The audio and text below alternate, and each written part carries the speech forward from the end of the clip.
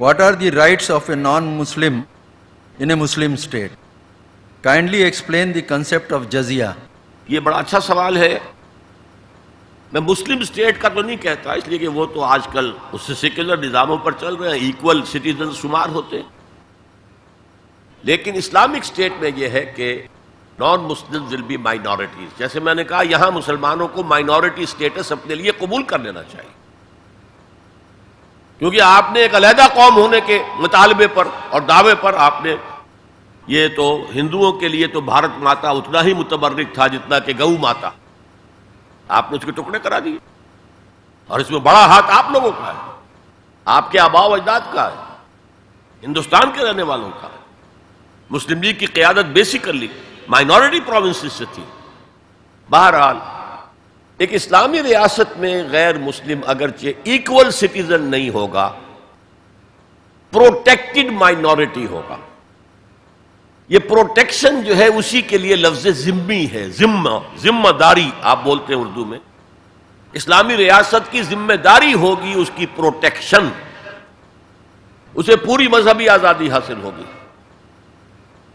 اس کی عبادت گاہوں کی حفاظت مسجدوں سے زیادہ کی جائے گی. یہ سورہ حج کی ایک آیت ہے، لَهُدِّمَتْ صَوَامِعُ وَبِيَعٌ وَصَلَوَاتٌ وَمَسَاجِدُ يُذْكَرُ فِيهَا اسْمُ اللَّهِ كَثِيرًا. اگر اللہ تعالیٰ دنیا میں کسی قوم کو دوسری قوم کے ذریعے دفع نہ کرتا رہتا، جب کوئی قوم گل سڑ جاتی ہے تو اسے ہٹاتا ہے، کسی کے ذریعے سے تباہ کر دیتا ہے. اگر ایسا نہ ہوتا تو یہ سارے گرجے، راہب گھر اور یہودیوں کی یہ ساری سولوتا، سینیگوگز اور مسجدیں سب ختم ہو جاتی، برباد ہو جاتی، تباہی ہو جاتی.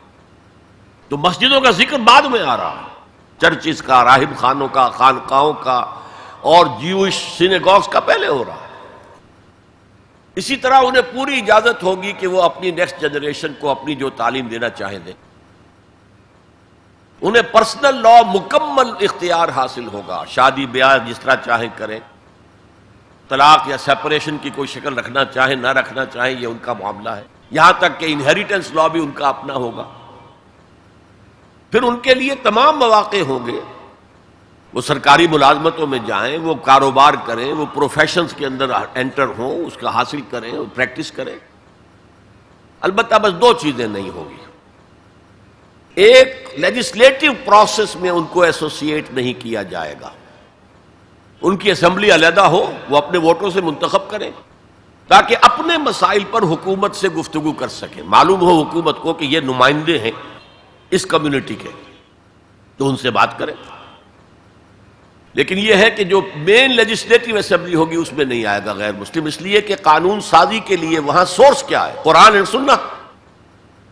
دے بلیو ان نائدر، نہ قرآن کو مانتے ہیں نہ رسول کو مانتے ہیں کہ اس کی سنت کی کوئی حیثیت ہو. تو اٹس ایبسولوٹلی لاجیکل. اور دوسرے یہ کہ جو ریاست کے ہائیسٹ لیول کی پالیسی میکنگ ہوگی اس میں ایسوسیٹ نہیں کیا جائے گا، کیونکہ اسلامک اسٹیٹ کی ہائیسٹ پالیسی کیا ہوگی؟ To propagate Islam,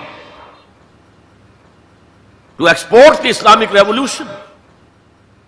and from a non Muslim we can't expect to subscribe to this object. دو چیزیں ہیں یہ جن میں، باقی وہ فوجی ملازمت ان پر لازم نہیں ہوگی، مسلمانوں پر لازم ہوگی.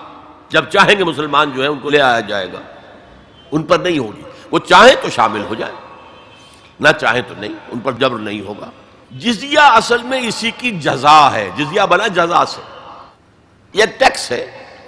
مسلمان زکوٰۃ دے گا 2.5% دے گا اپنی ٹوٹل جو بھی اس کا، اس کے اوپر اس کو 2.5% دینا.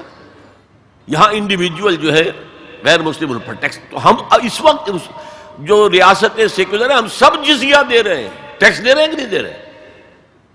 تو یہ اصل میں جزا ہے. تو ایک تو ذمہ کا لفظ گالی بنا دیا گیا، حالانکہ ذمہ کے معنی ہے جن کی پروٹیکشن کی ذمہ داری اسلامی حکومت لیتی ہے. اور نمبر 2 جزیہ ٹیکس ہے ایک.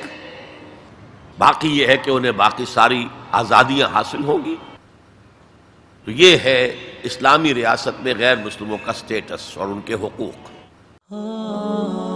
خليل بالقرآن هو إمامنا على هداية الله آمتنا كلام ربنا هدايتنا عطاء جبريل على رسولنا